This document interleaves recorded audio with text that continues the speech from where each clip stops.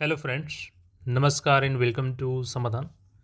साथियों, उम्मीद है कि आप सब अच्छे होंगे और साथ ही साथ आपकी स्टडी भी अच्छे से चल रही होगी। साथियों, 2026 में नई नई वैकेंसियाँ भी आ रही हैं और सभी आयोग के एग्ज़ाम कैलेंडर भी आपके सामने आ चुकी है। तो एक मोटा मोटी आपको लक्ष्य मिल चुका है कि किसका एग्ज़ाम कब होने वाला है।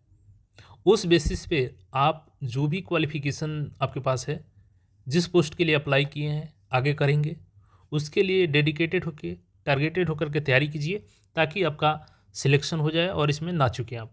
देखिए, यहाँ पे एक और वैकेंसी बीपीएससी के माध्यम से आ चुकी है एपीओ की। अ, ये लेवल 9 की वैकेंसी होने वाली है। सीटों की संख्या भी ठीक है इसमें। तो चलिए ऑल चीज़ों को हम लोग यहाँ पर देख लेते हैं, योग्यता, सिलेबस, चयन की प्रक्रिया को। देखिए, गृह विभाग अभियोजन निदेशालय बिहार के अंतर्गत अभियोजन सेवा के अभियोजन पदाधिकारी का कुल 300 पद है। अब देखिए, चूंकि पहले इसको एपीयू के नाम से जाना जाता था, असिस्टेंट प्रोसिक्यूशन अफसर, लेकिन अब इसका नाम क्या हो गया है, प्रोसिक्यूशन अफसर, अभियोजन पदाधिकारी। ठीक है, तो इसको अब एपीयू ना बोल करके सीधे सीधे आप पीओ बोल सकते हैं, प्रोसिक्यूशन ऑफिसर। टोटल सीट इसमें देखिएगा तो 300 पदों पर यह वैकेंसी है। अनारक्षित वर्ग का यहाँ पे 129 है, जिसमें महिला का 41 है। ईडब्ल्यूएस का 29 है, जिसमें महिला का 10 है। अनुसूचित जाति का 42 है, जिसमें महिला का 15 है। अनुसूचित जनजाति का 7 है, जिसमें महिला का 2 है। ईबीसी का 64, महिला का 22। पिछड़ वर्ग का 25, जिसमें महिला का 9 है।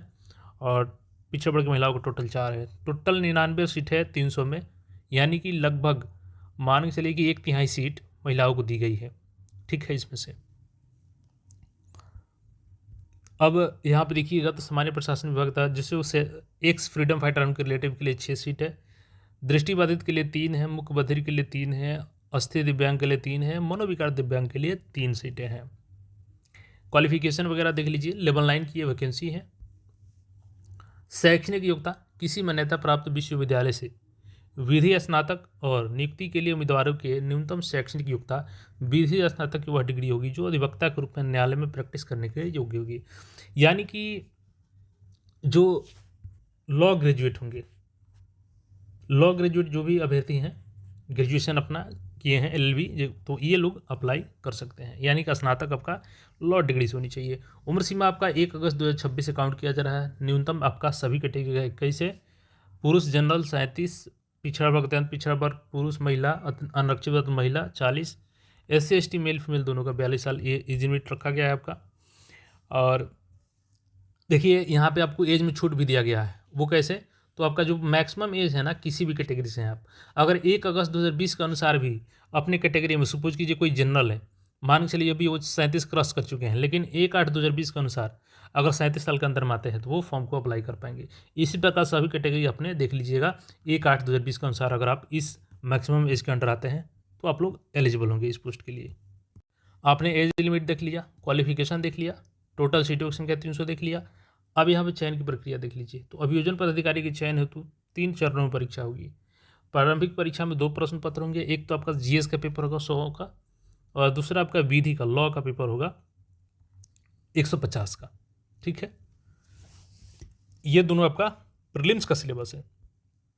और प्रीलिम्स में जो भी सफल होंगे, तो देखिए प्रारंभिक परीक्षा का यहाँ पे जो प्रीलिम्स का पहला पेपर होगा, इसमें आपका GK, GS, history, science, geography, polity, इन सब से क्वेश्चन पूछे जाएंगे। दूसरा पेपर जो होगा आपका, इसमें आपके जो भारतीय न्याय संहिता बीएनएस जो हो गया 2023, भारतीय साक्ष्य अधिनियम 2023, भारतीय नागरिक सुरक्षा संहिता 2023, सिविल प्रक्रिया संहिता 1908 एवं भारतीय संविधान के मौलिक ज्ञान से संबंधित प्रश्न पूछे जाएंगे।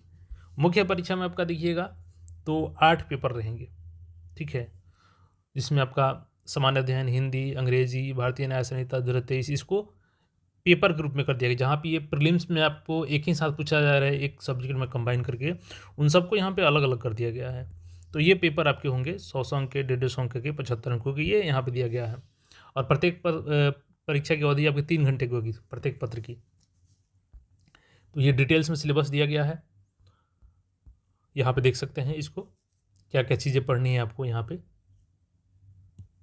इसके अलावा आपको 100 अंकों का यहाँ पे इंटरव्यू भी होगा। तो ये प्रक्रिया हो गई आपकी। सीटें वगैरह हमने बता दिया आपको। डॉक्यूमेंट्स वगैरह अपना सही से बनवा लीजिएगा सभी लोग। फॉर्म भरने का जो डेट है आपका वो 27 फरवरी से शुरू हो रहा है और 20 मार्च तक आप लोग इसके लिए आवेदन कर पाएंगे।